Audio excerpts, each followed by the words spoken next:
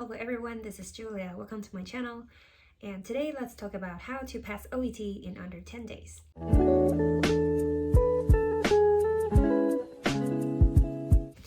And just a quick reminder before we start, this video is specifically made for those with English proficiency equivalent to TOEFL around 100 or above. So without further ado, let's get into it. Okay, first thing first, we need to know that there are 4 subtests of this OET exam. They are listening, reading, speaking, and writing. And there are different criteria for each subtest. For listening, reading, and speaking, you only need to get a B in order to pass. However, for the writing part, you only need to get a C.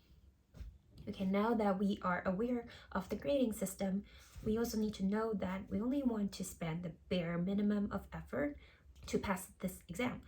Unlike preparing for USMLE, for this exam, we do not want to spend too much time on it because we are very busy. We want to be more efficient. And that is also the purpose of this video. I want to help you guys use the most efficient method to pass this exam. So now let's get into the details of the preparation process. Okay, so for the reading and listening, I want to lump these 2 subtests together because I think the way to prepare for them are pretty similar. First, we need to know the time limits. And for the reading part, you have 1 hour, 60 minutes. And for the listening part, you have 50 minutes. The only resource I used was the sample test on OET official website. I highly recommend you to take at least 1 sample test before you start your preparation process because this will be very beneficial as you will be able to gauge where you're at in this exam and how much time you need to spend on this exam. It is also a very good sample test because it is directly from the official website, which means they will be very close to the real deal. And there are some tips I want to give you. First, don't hesitate. Keep the flow going. Once you feel like you are trapped, just skip the question and then do not look back.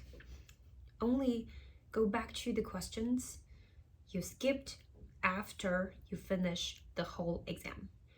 And I say that because it's really important because we might not be aware of how fast the time goes by when we are in the middle of the exam. So that is tip number 1.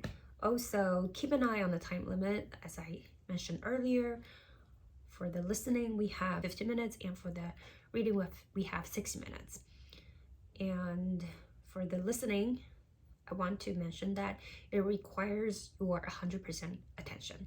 So I suggest you drink up a cup of coffee or energy drink, whatever you can find, to make sure that you can be 100% focused because there will be lots of different accents, and especially like British accents, Australian accents, Indian accents, and we are non-native speakers. These accents will only make it more difficult for us to understand, and also they speak very, very fast.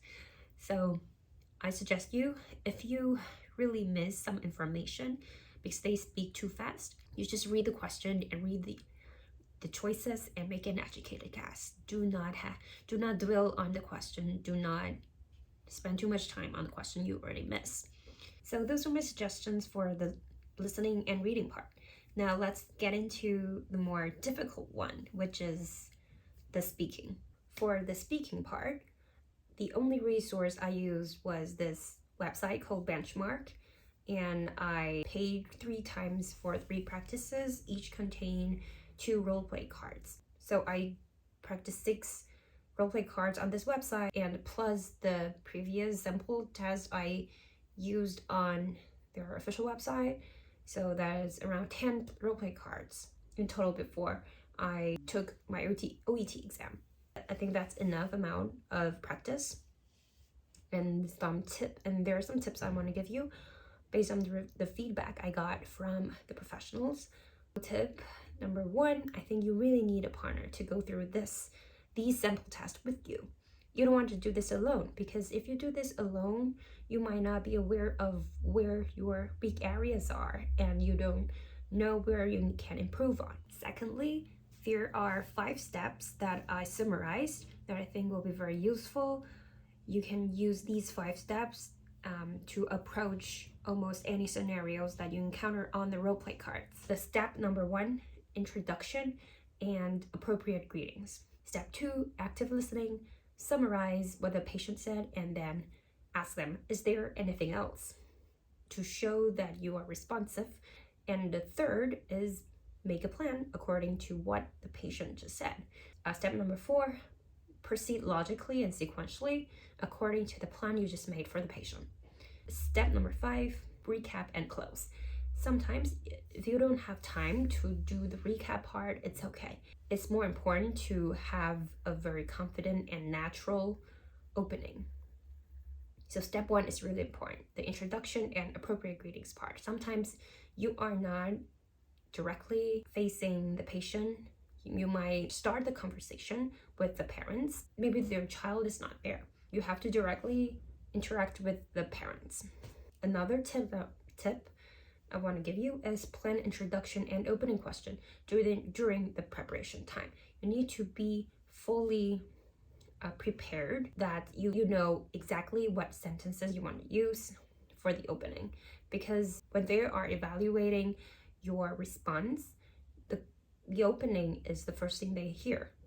And if you can give a very confident opening, an appropriate opening, I think that will leave them a very good impression and your score will be very good.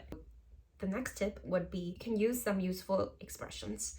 So I'm gonna list some useful expressions that I found very helpful. So they are, when after explanation, you want to check on the patient if they understand, because the explanation that we gave them might be too overwhelming. So some sentences you can use like, how does that sound? Sorry, that was a lot of information. Did I answer your question? Or did I address your concern? Do you have any questions? Or is that okay with you? Also, after the patient's complaints, you want to show your empathy. So you can use, I understand your concern. It is very normal, understandable that you feel that way. Or you can say, I understand your worries. That must have been very difficult for you. So those are the suggestions I want to give you for the speaking subtest. Now let's move on to the writing subtest. So the last part is the writing.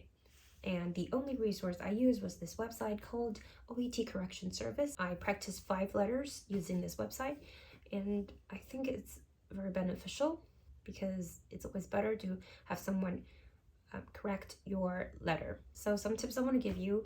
First one, be concise. Only put in the relevant details.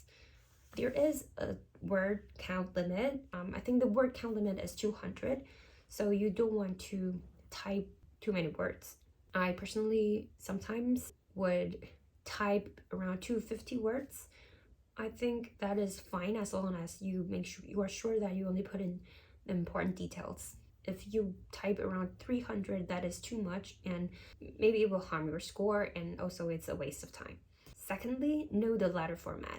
It's really important to know that this OET writing exam, we need to write a letter, and we need to know the formal letter format. And each paragraph needs to be separated and super clear. There is space between each paragraph. So you need to practice so that you can easily use the letter format on the exam day. Tip number 3, grammar is important. You will be surprised at how many mistakes you can make when you are typing in a rush. The writing exam has 45 minutes in total, and I suggest you only use 40 minutes to write and use the last 5 minutes to check what you wrote, because many times I was pretty sure that it didn't have any mistakes before sending out my practice letter, but every time I received the letter with so many mistakes that I didn't notice. So it's an important thing to have somebody else check your letter for you. The last tip is use online correction service, the most efficient way to improve and know your weak areas. So that's what I did, and I think you can use the website that I used, and it's not very expensive. You can check the price on your website. So that's all I have for OET exam.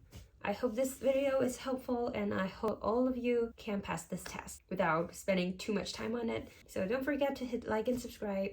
I will see you again in my next video. Bye bye.